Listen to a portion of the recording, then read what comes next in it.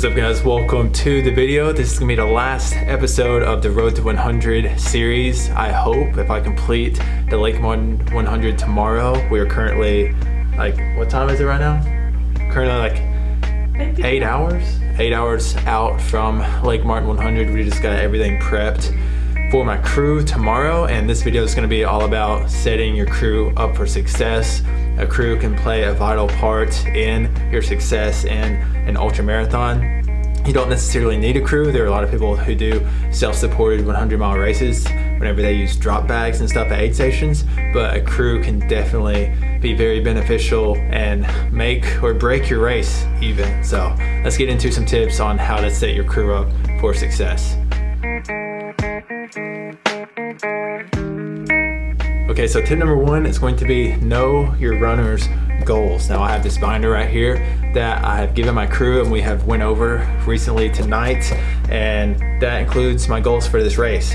This is my first 100-mile race, so really the goal is just to finish the race, but I have a few hours on what to finish in. And first, my A goal being 26 hours, and I have a pace plan right here for that, and I use Ultra Pacer. It's online. You can put in the GPX file of your race, and then you can add the aid stations to it, and then you can add how many percentage you think you're going to drop off during this race, like towards the end of the race. You have a lot of stuff you can account for, and it will give you the approximate time you will be at your aid station. So that helps give your crew a nice time of knowing, hey, when do I need to be there, how early I need to be there, and whatnot. But I have a 26-hour pace chart, and my B goal is 28 hours, and my C goal is really to finish the race, but 30 hours. And I have a pace chart for all of those. So my crew knows, dude, the main goal is just to finish this thing, and they're gonna push me and help me get there. So that is tip number one. Okay, so tip number two is going to be have a plan at aid stations. So we just went over this with my girlfriend, aka my crew. So what is the plan at each aid station? 2 bottles of Tailwind, 1 bottle of regular water.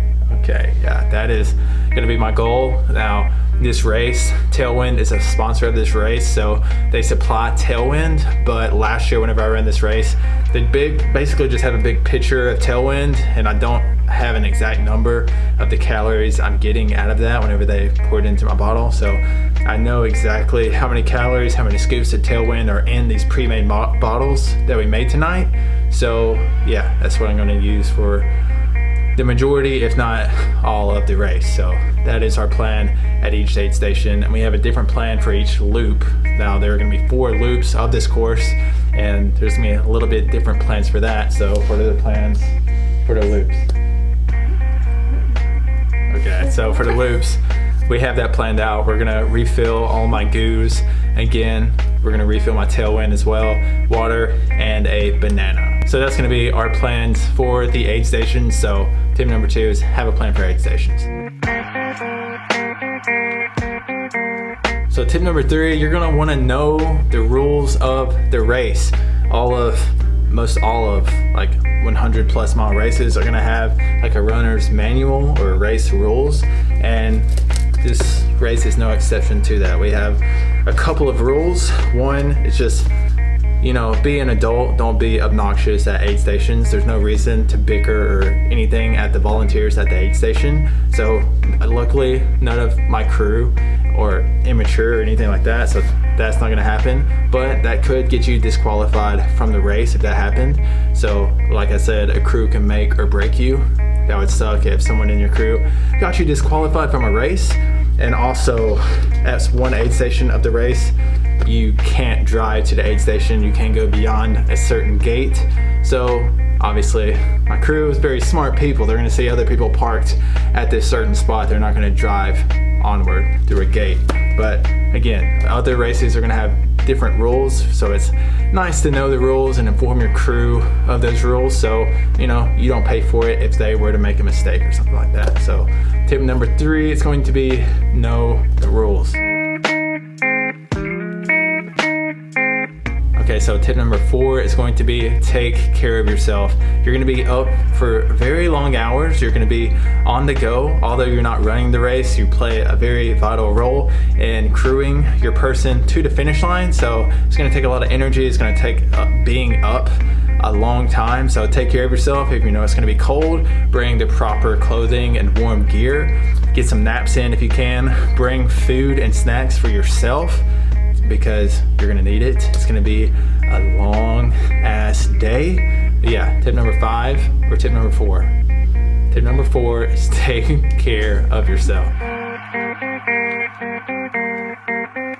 Okay, so the next tip is don't be late. Like I said, I have my crew a chart of my pacing and everything when I should arrive at aid stations.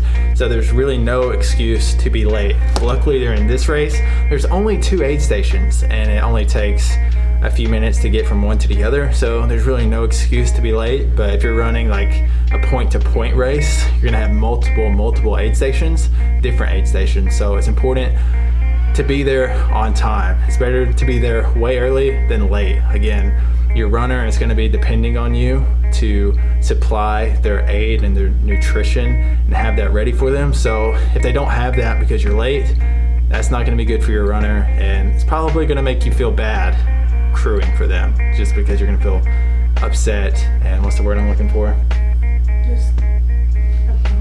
It's gonna be a bummer. You're gonna feel guilty. That's the word I was looking for. You're gonna feel guilty. But tip number 5, don't be late.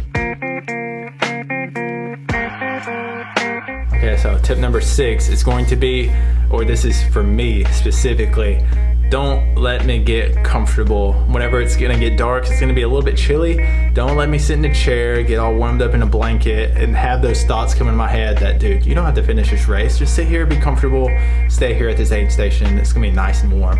I'm giving my crew some rules like, hey, don't let me get comfortable. Like, another plan of visiting every aid station is they're gonna start a timer of a certain amount of minutes, and don't let me stay there past that however minutes we set. 4 minutes is our plan. So the first few aid stations, I probably won't even be there 4 minutes, but whenever the race gets tough, hey, like, you know, shoo me away. Don't let me just sit there all day. Get me back on my feet. Even if I have to walk, like walking, moving forward, getting some miles under us, it's gonna be better than sitting in the chair. Beware of the chair. I don't even know what number. 7. Okay, so tip number 7 is don't ask stupid questions. I kind of feel like an asshole making this rule, but I'd rather, you know, just be transparent and let my crew know, hey, whenever I'm 50, 60, 70 miles in and I look like I'm suffering and I'm sucking, don't ask me, hey man, how are you doing? No, you know how I'm doing.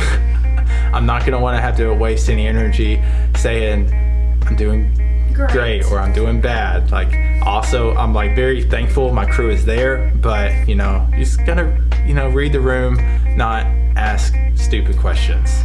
But there are good questions you can ask. You can ask, like, have I continue taking my nutrition like I'm supposed to? Because a lot of people, whenever they get cranky, it's because they're falling behind on their calories or hydration. So there are good questions to ask, but there are dumb questions. So don't ask dumb questions. Okay, so the final tip is tip number 8. Have a post-race plan. Now, this is one that's really overlooked. A lot of people are just thinking about, hey, in the race. They're not thinking about, hey, how am I gonna get home? So a lot of your crew, if not all of your crew, is gonna be up just as long as you are running. So it's important to have a plan. Hey, who's gonna drive us home? Who's gonna take some naps so they can have the energy and like be aware enough to drive us home? Because who cares if we finish a 100-mile race if we can't make it home, or if we crash, or blah blah blah happens. So have a post-race plan, and yeah, I think that's gonna wrap up all of the tips. Lake Martin is in a few hours, so we're gonna hit the hay, go to sleep, hopefully crush it tomorrow. If you enjoyed the video, if you got any value out of this, subscribe, and I'll see you in the next one.